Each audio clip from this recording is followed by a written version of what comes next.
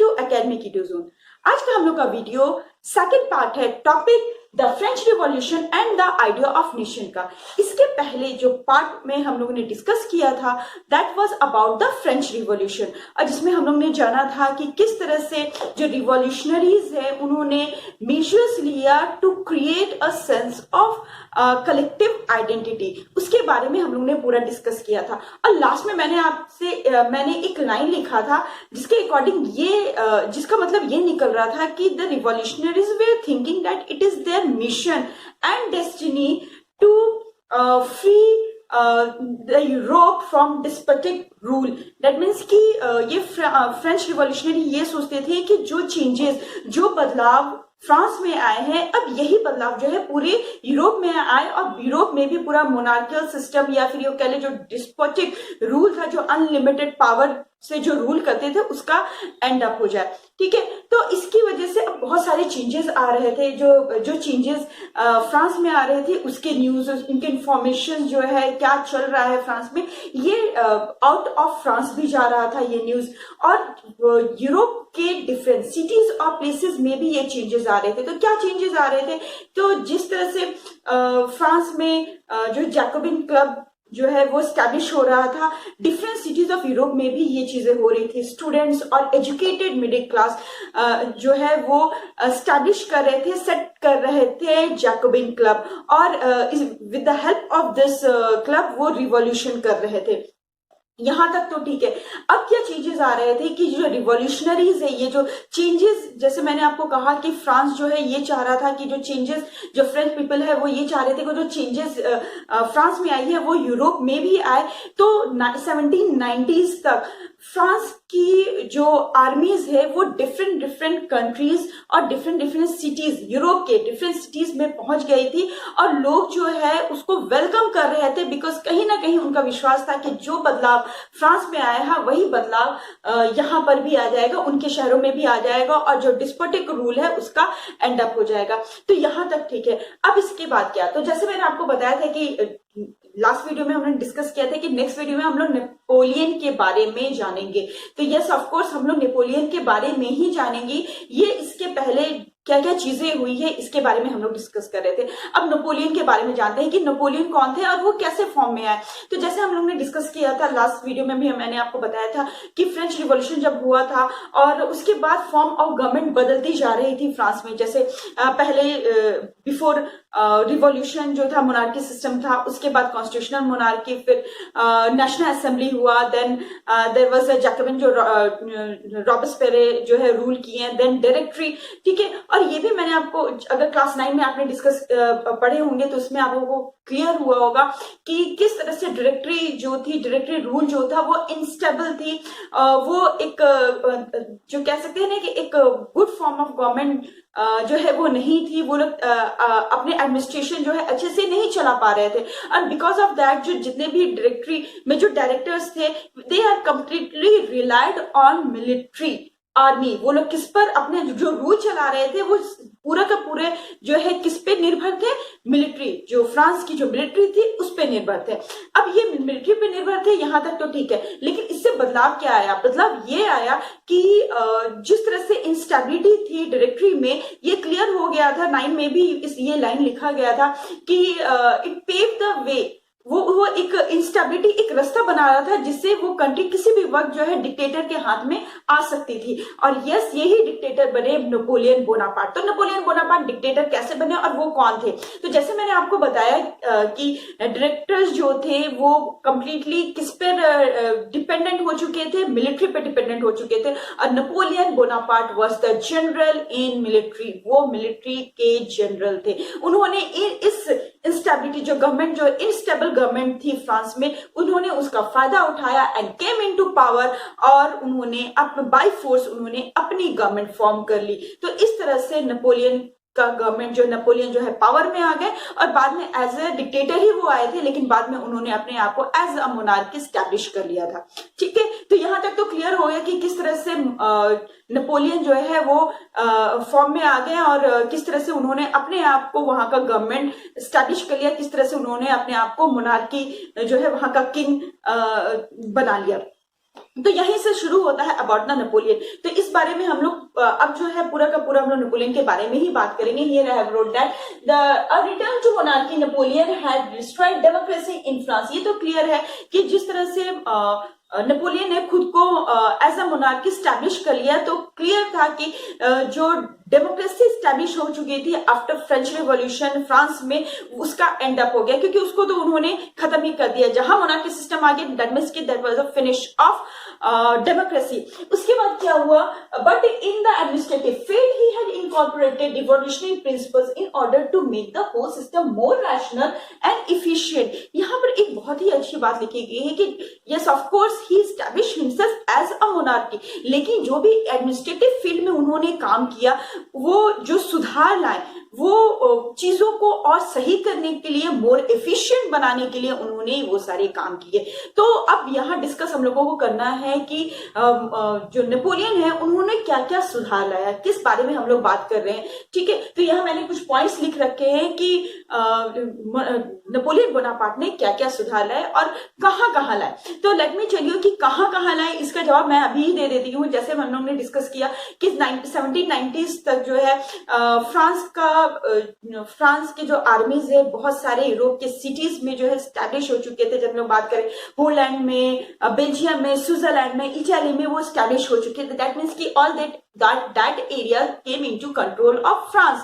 तो नेपोलियन ने जो भी रिफॉर्म लाए या जो भी उन्होंने रूल बनाया, जो भी प्रिंसिपल्स थे उनके, वो ना कि सिर्फ फ्रांस के लिए था, it was also controlling that part. वो उस पार्ट में भी जहां फ्रांस का कंट्रोल हो चुका था, उस एरिया में भी उनका जो ये प्रिंसिपल है वो लागू हो गया था, ये रिफॉर्म जो है वो लागू हो गया था।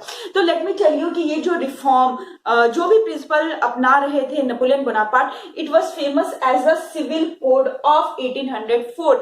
उसको किस नाम से जाना जाता है? सिविल कोड ऑफ 1804 के नाम से जाना जाता है, या फिर आप द नेपोलियनिक कोड से भी इस चीज को समझ सकते हैं। दैट मीन्स कि अगर ये क्वेश्चन के लिए तो बहुत ही इंपॉर्टेंट है, और क्वेश्चन आपका किसी भी तरह से पूछा जा सकता है, चाहे आपको सिविल कोड के फॉर्म में पूछा जाए, नेपोलियनिक कोड के फॉर्म में पूछा जाए, या फिर what was the administrative changes came bring out by Napoleon Bonaparte. इस चीज से भी आप अपने क्वेश्चन जो है वो किसी भी तरह से फ्रेम हो सकता है, लेकिन हाँ, आंसर तो आपके वही होंगे कि उन्होंने क्या क्या रिफॉर्म लाए। तो let's discuss one by one about their reforms and their principles.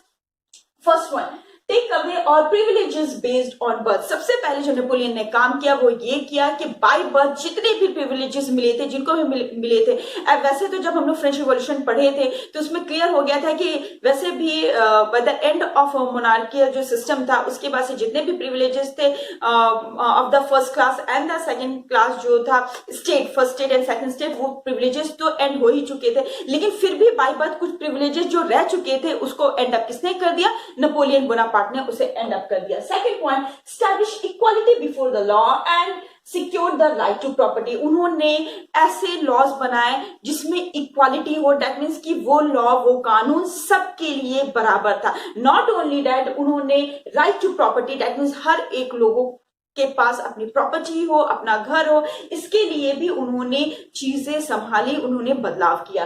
Next point, simplified administrative division, abolish the feudal system. उन्होंने एडमिनिस्ट्रेटिव सिस्टम में बहुत सारे बदलाव किए, और जितने भी जो भी फ्यूडल सिस्टम चलते थे, जो लैंडलॉर्ड्स के और जो भी पीजेंट्स जो है उनके अंडर काम करते थे, ये जो भी सिस्टम जो चलता था उन्होंने उसको एंड अप कर दिया, उसको एबॉलिश कर दिया।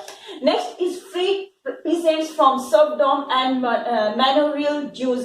यहाँ पर peasants के लिए भी उन्होंने बहुत ही अच्छा काम किया कि peasants जो serfdom, that means कि जो अपने मालिक के अंडर जो काम करते थे, जो ड्यूज उनके ऊपर आ जाता था और इसके चलते वो जो है उनके अंडर काम करते थे फ्री ऑफ कॉस्ट और व्हाटएवर, तो उसको उन्होंने फिनिश कर दिया, उसको उन्होंने एंड अप कर दिया। और नॉट ओनली दैट, जितने भी मोनेरियल ड्यूज थे, जितना भी मॉनिटोरियल ड्यूज थे, जितने भी peasants के ऊपर उधार थे, उन्होंने सबको खत्म कर दिया। दैट मीन्स कि कहीं ना कहीं आपको समझ में भी आ रहा होगा कि yes of course we can say Napoleon Bonaparte was a dictator, he was a monarchy, लेकिन वो जो सुधार लेके आ रहे थे that was beneficial for the people. ये पीजेंट्स के लिए और इन लोगों के लिए वो काफी ज्यादा जो है वो इंपॉर्टेंस रख रहा था।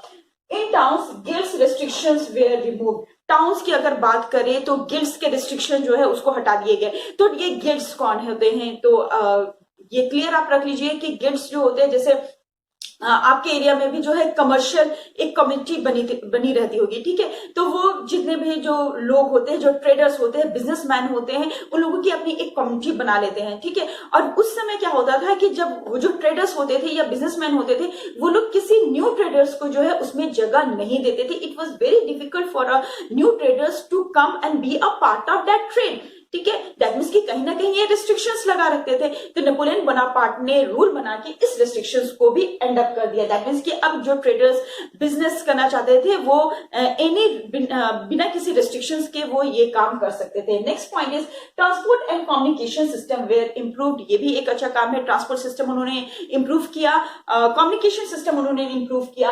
Pageants, artisans, workers and businessman enjoyed freedom. ये सारे पेजेंट्स, आर्टिजन्स, ये क्या है? डेफिनेटली एक सोसाइटी के ये लोअर क्लास ही हम लोग कह सकते हैं, क्योंकि उन लोगों के पास बहुत ज्यादा पैसे नहीं होते हैं, but still Napoleon Bonaparte way doing something for them.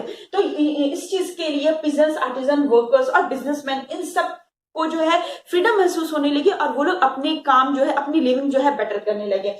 Eighth one, uniform laws, standardized wage and measures and a common national currency।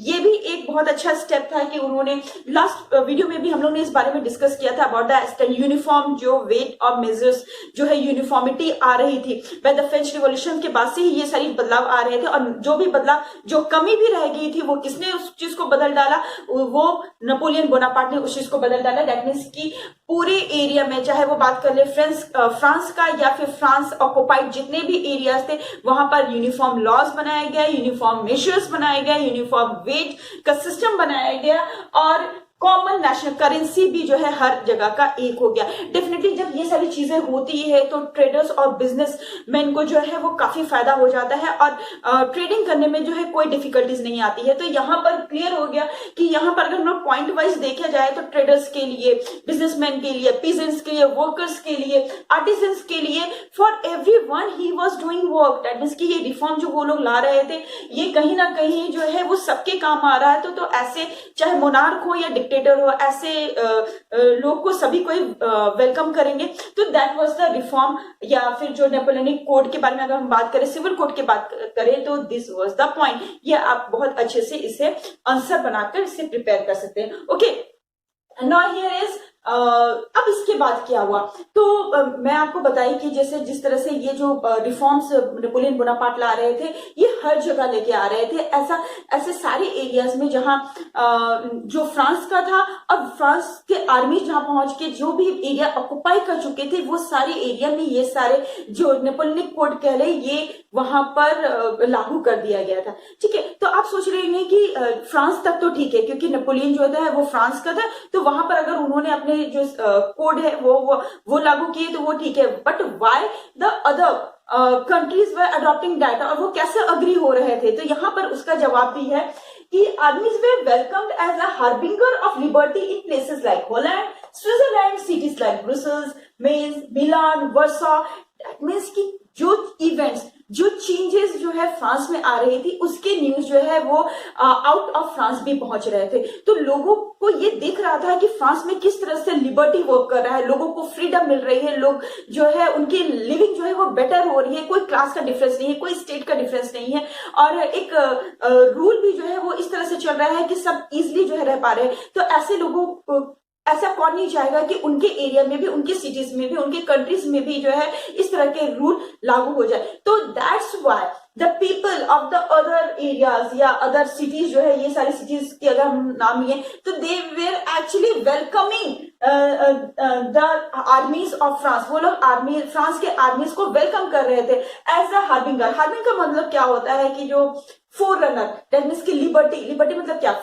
Freedom को लाने वाला, ठीक है। तो फ्रीडम को लाने वाला तो कौन? उनके अकॉर्डिंग कौन फ्रीडम लेके आ रहा था उनके लिए?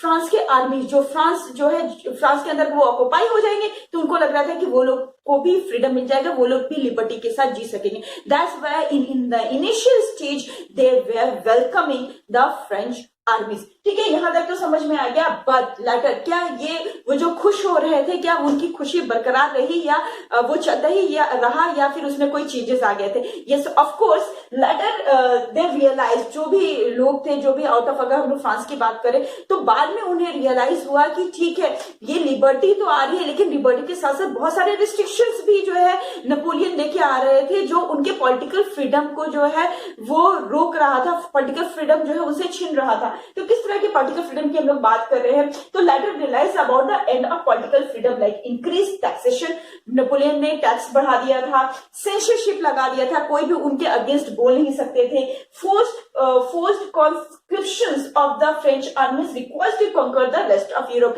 साथ ही साथ नेपोलियन ने एक बात और कर दी थी कि वो फ्रेंच आर्मी में जबरदस्ती लोगों को लेकर एज एन आर्मी जो है अपनी फोर्स को बढ़ा रहे थे। और ये फोर्स वो क्यों बढ़ा रहे थे? क्योंकि कहीं ना कहीं नेपोलियन जो है पूरे यूरोप में राज करना चाह रहे थे। तो ये बातें जो है दूसरे कंट्रीज या दूसरे सिटीज के जो लोग हैं उनको बाद में समझ में आई, जब तक कि वो ऑक्युपाइड हो चुके थे। ठीक है, तो that was the work of Napoleon Bonaparte. तो अब आप सोचेंगे कि क्या नेपोलियन जो है वो सक्सेसफुल हो पाए थे इन देयर मिशन? कहीं ना कहीं वो सक्सेसफुल हुए भी थे, लेकिन बाद में जो है उनको बैटल ऑफ वाटरलू में हरा दिया गया और उनका रूल जो है वो एंड अप हो गया। तो this is all about Napoleon Bonaparte. तो आई होप कि ये आपको समझ में आ गया होगा। और सबसे इंपॉर्टेंट क्वेश्चंस के लिए तो आपका ये है civil code and Napoleon code. Question जो है आपको आपकी स्क्रीन में दिख जा सकते हैं। ओके देन, तो मिलते हैं नेक्स्ट वीडियो में। नेक्स्ट वीडियो में हम लोग डिस्कस करेंगे नेक्स्ट टॉपिक का। Okay then, good bye and keep learning.